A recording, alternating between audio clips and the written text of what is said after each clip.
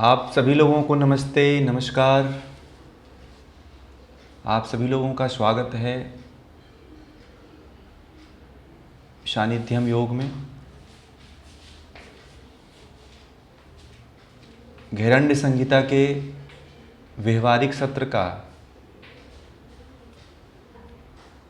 आज 13वां भाग है, जिसमें आप लोगों को दो विषय हैं। एक नौली क्रिया और दूसरा जो है त्राटक सड़क। इसके बारे में अध्ययन करेंगे, आपको बताएंगे, इसके बारे में समझेंगे हम इसको कि शास्त्रीय रूप में, यथार्थ रूप में नौली और त्राटक क्या है महर्षि घेरंड के अनुसार। तो पिछले सत्र में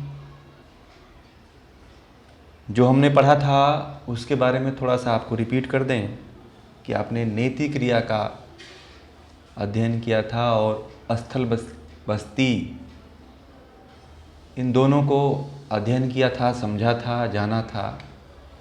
नेति क्रिया कैसे करते हैं, स्थल बस्ती कैसे करते हैं, पश्चिम उत्तानासन के माध्यम से अश्विनी मुद्रा का अभ्यास करके, और नेति क्रिया जो है धागे से, डोरे से,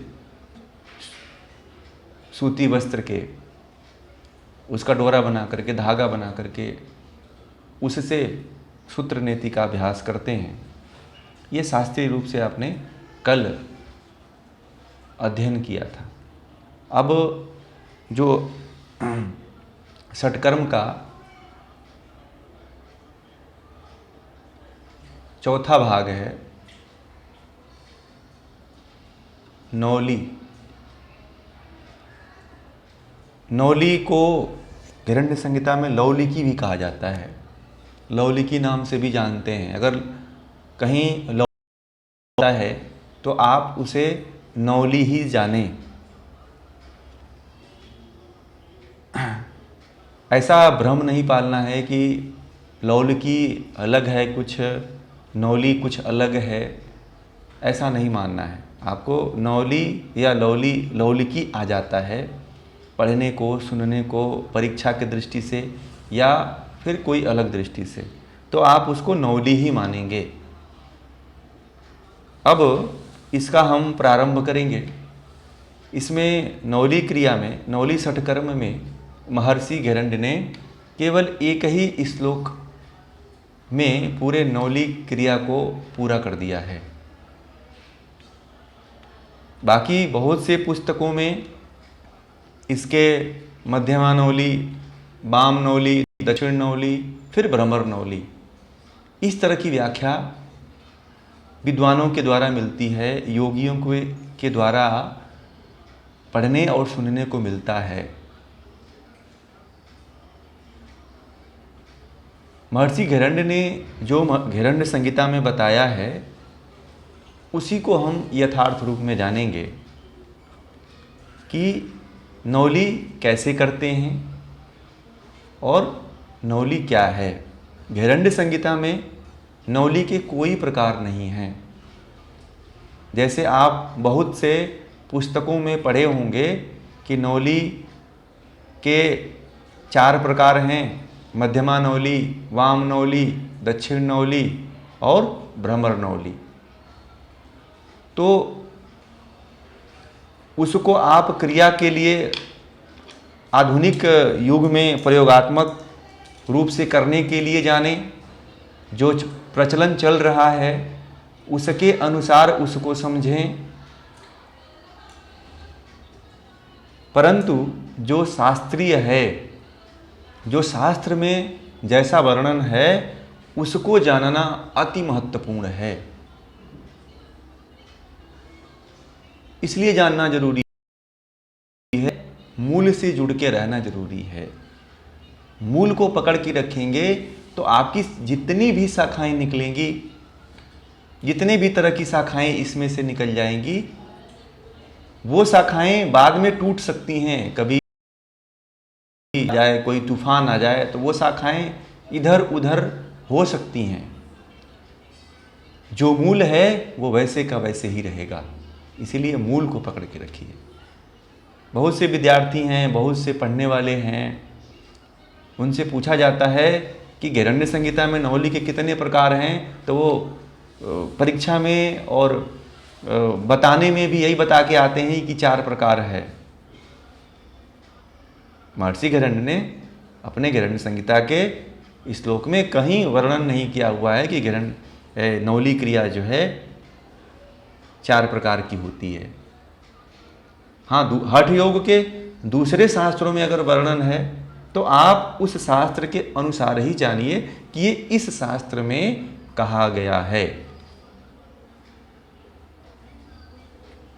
आपको मैं इसलिए स्पष्ट कर देना चाहता हूँ, ये पहले आपको बता देना चाहता हूँ। और यही भ्रम बहुत से पढ़े लिखे लोग हैं, उनके अंदर भी यही बना हुआ है। नवली क्रिया का आपके करने से पहले जो है आपको पूर्वाभ्यास होना बहुत ज़रूरी है। अग्निसार क्रिया का जो अंतर्धोती में था, उस धोती का अभ्यास, अग्निसार धोती का अभ्यास अगर नहीं आपको आता है, नहीं किए हुए हैं, उसमें नहीं सफल हैं, तो आप नवली क्रिया का अभ्यास नहीं कर सकते हैं। आपको नवली समझना है तो अग्निसार क्रिया को समझना पड़ेगा इस गैरण्य संहिता के अनुसार। आपने अगर अग्निसार क्रिया सही रूप से जाना नहीं है, सही रूप से उसका अभ्यास नहीं किया हुआ है, सही रूप से उसकी विधि आपको ज्ञात नहीं है, तो आप नवली का अभ्यास नहीं करेंगे। नवली का जो पूर्वाभ्यास है वो अंतर्धोती में महर्षि गैरण्य ने बता दिया है, उसको समझा दिया है। इसीलिए जो है यहाँ पे नवली में जो चौथा भाग है षटकर्म का, उसमें महर्षि पतंजलि ने इसके भागों का वर्णन नहीं किया। क्योंकि जब आप अग्निसार क्रिया करते हैं तो पेट को जब अंदर बाहर वेग के साथ पेट को जो है पीठ से लगाते हैं, तो जो पेट है वो गति करता है और धीरे धीरे उसका मूवमेंट भी होने लगता है, धीरे धीरे घूमने भी लगता है। जब तक आप अग्निसार क्रिया में निपुण नहीं हो जाते हैं तब तक आप नवली का अभ्यास नहीं कर सकते हैं। इसीलिए अंतर्धोती में अग्निसार क्रिया आना चाहिए। कुछ कुछ विद्वान तो ये मान लेते हैं कि जो है नवली जो है अग्निसार का पूरक है, दोनों एक दूसरे के पूरक हैं। षटकर्म में महर्षि गैरण्य ने इसको एक भाग बना दिया कि नहीं, नवली से क्या होता है जो पेट वाला भाग है, आंतरिक जो उसके अंग हैं, बड़ी आंत है, छोटी आंत है, उससे संबंधित जितने भी अंग आते हैं उन सभी अंगों का मसाज होता है, मालिश होती है।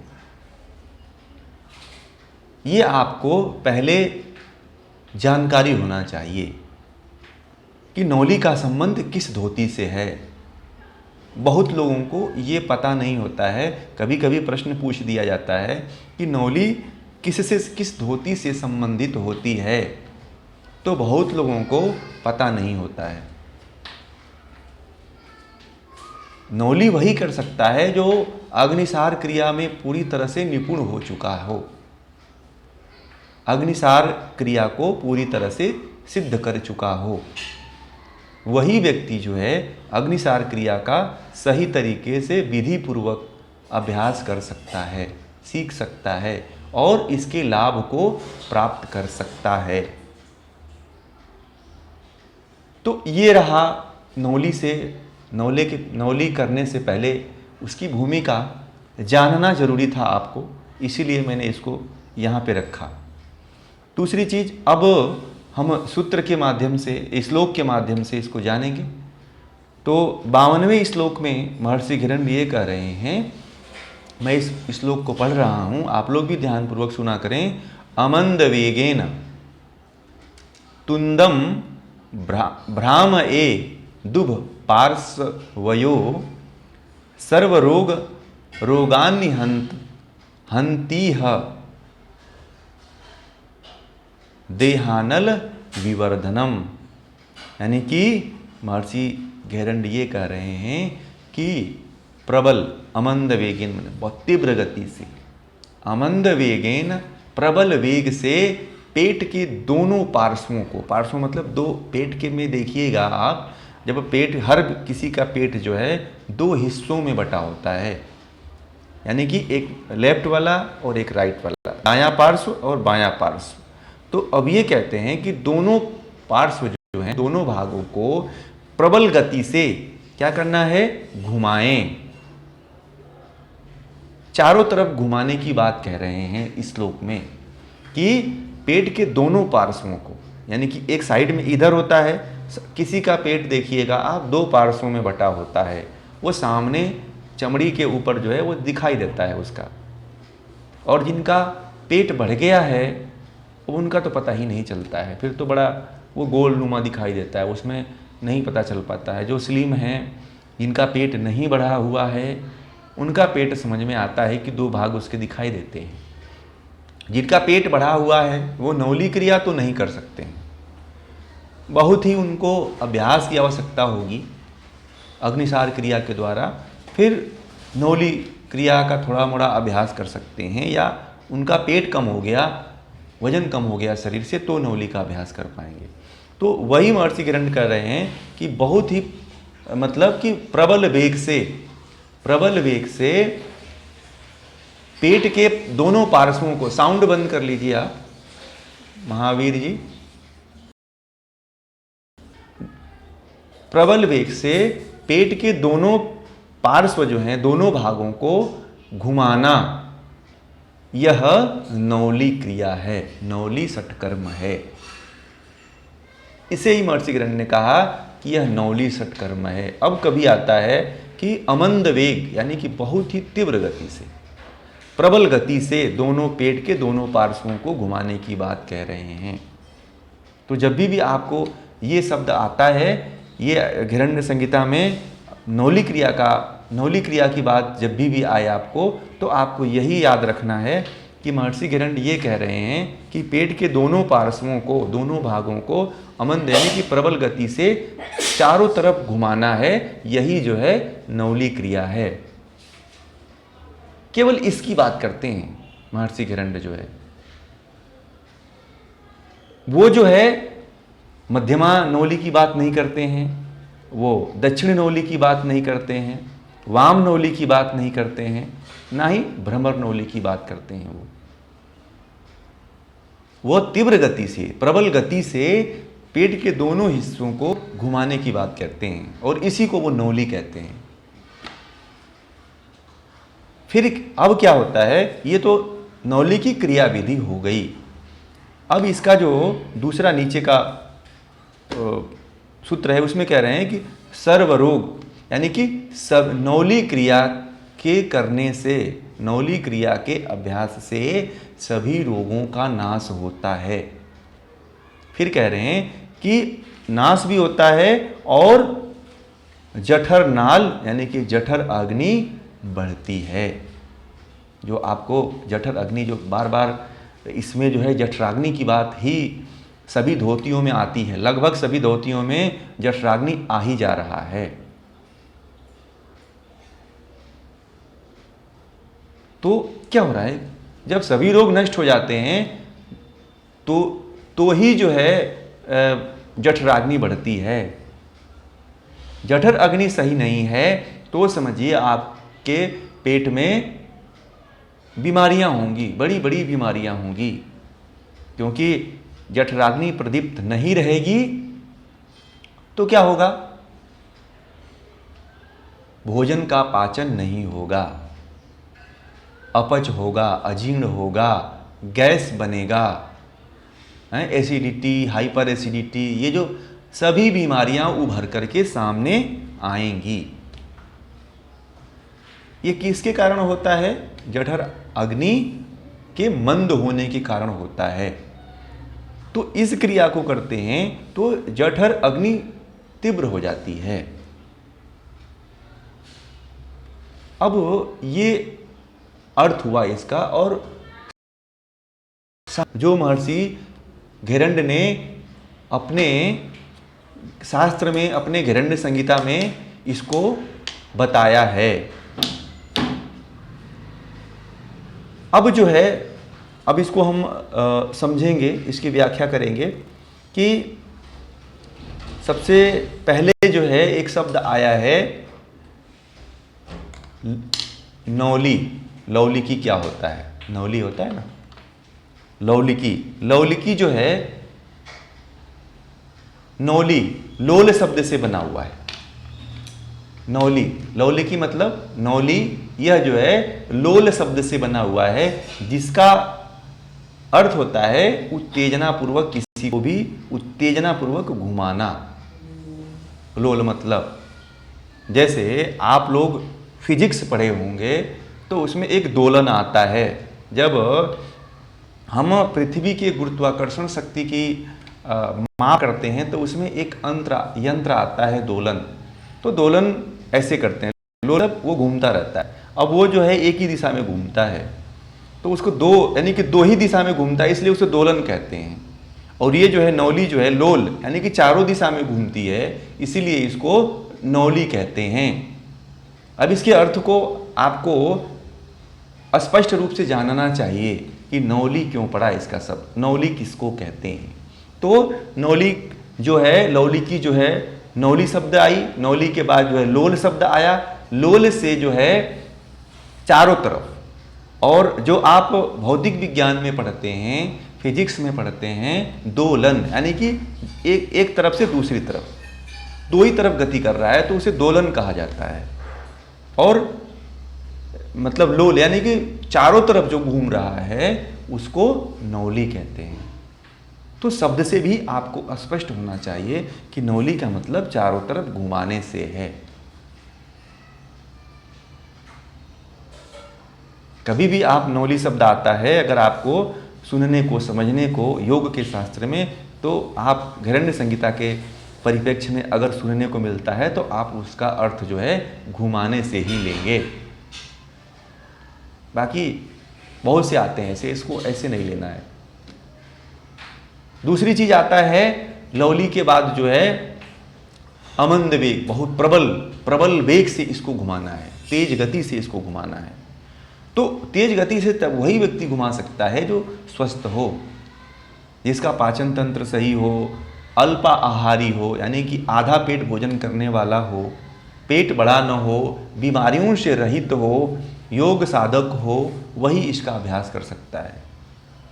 गर्भवती महिलाएं इसका अभ्यास नहीं कर सकती हैं।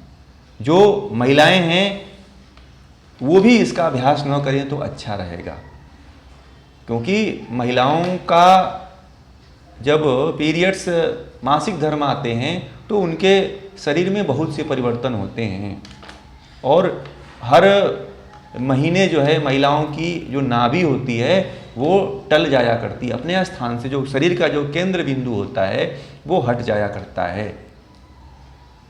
और महिलाओं की जो 80% जो बीमारी होती है पेट से संबंधित या गर्भाशय से संबंधित, उसका जो सबसे बड़ा कारण होता है वो नाभि होता है।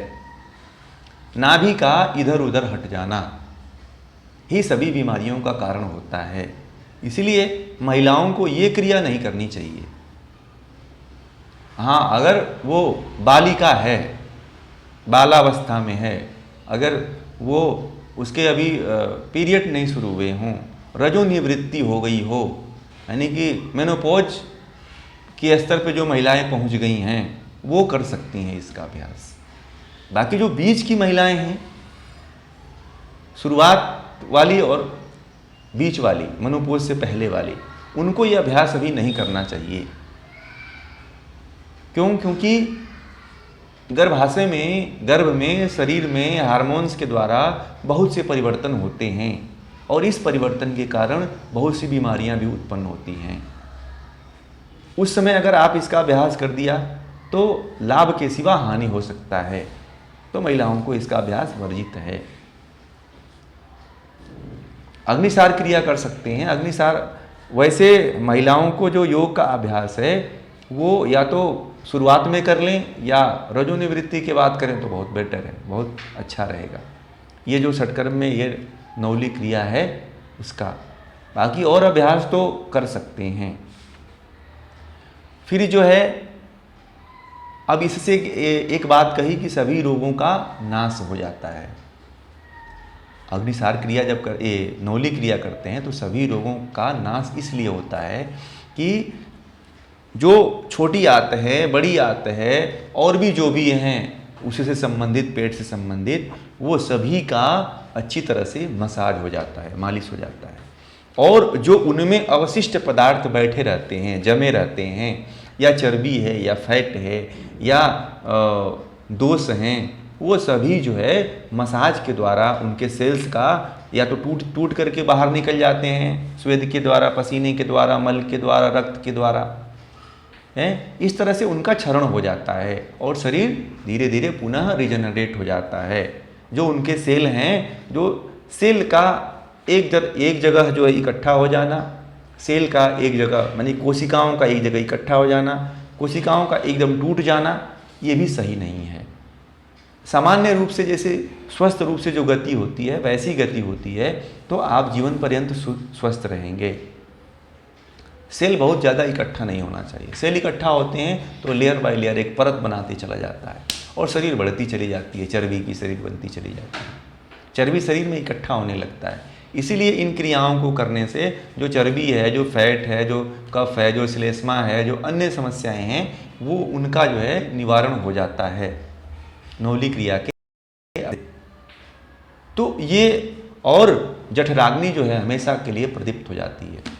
जठराग्नि अगर प्रदीप्त हो गई तो समझिए आप शरीर को लंबे समय तक जी सकते हैं, क्योंकि जठराग्नि का संबंध जो है हमारे भोजन से है और भोजन हमारे जीवन का रक्षण करता है, जीवन को जीवनी शक्ति देता है, जीवन का पोषण करता है, जीवन में जो भी जीवन को बनाए रखता है। हम जो भी कार्य करते हैं उस कार्य में सहयोग करता है, ऊर्जा देता है, हमें ईंधन का कार्य करता है। तो जिसका अग्नि रहेगा शरीर में, जठर अग्नि मजबूत रहेगा, वही बहुत दिनों तक खा सकता है। जितने भी शुगर के रोगी हैं आप उनको देख लीजिए, जैसे ही शुगर होता है ये मत खाना, वो मत खाना, ऐसे मत खाना, वैसे मत खाना, सभी व्यंजनों पे प्रतिबंध लग जाता है और वो बहुत दिनों तक उसको नहीं खा पाता है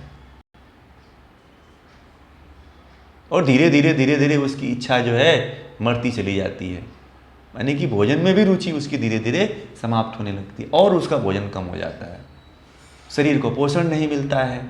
फिर बाहर से उसको विटामिन देना पड़ता है, आयरन की गोली देना पड़ता है, विटामिन डी की गोली देना पड़ता है, फास्फोरस की गोली देना, विटामिन B12 की गोली देना पड़ता है। ये तमाम तत्वों को बाहर से बी कॉम्प्लेक्स, विटामिन B12, सभी तरह के जितने भी विटामिन्स हैं और खनिज लवण हैं उनको बाहर से लेने की आवश्यकता पड़ने लगती है। तो हमें जठराग्नि को प्रदीप्त रखना है। वो कैसे होगा? वो जब हम अग्नि का सही तरीके से, सही विधि से अभ्यास करते हैं। तो अगर सही विधि से अभ्यास करते हैं तो हम अपने शरीर को स्वस्थ रख सकते हैं और सभी रोगों से मुक्त हो सकते हैं। आज नौली जो है प्रदर्शन का विषय नहीं होना चाहिए, नौली जो है गुप्त होनी चाहिए, नौली क्रिया जो है साधना के लिए प्रयोग में लाना चाहिए। तो ये आज का जो विषय था नौली का, आज हम यही पूरा करते हैं। और दूसरा जो था वो त्राटक